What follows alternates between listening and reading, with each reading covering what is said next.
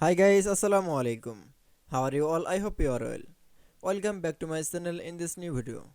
Today's video, how to changing underline color from text in Microsoft Word. So let's start it. At first open your document. Now here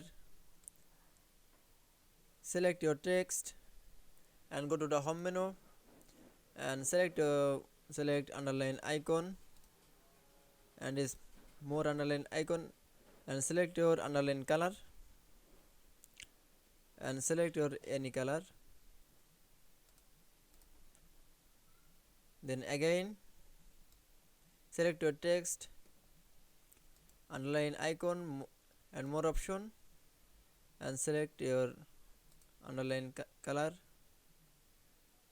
and then any color option. Select your text, underline icon and select the underline color.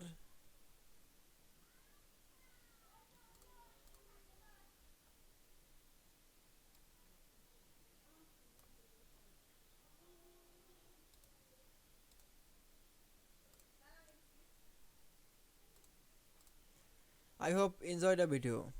Thanks for watch my video. Please like, comment, share and subscribe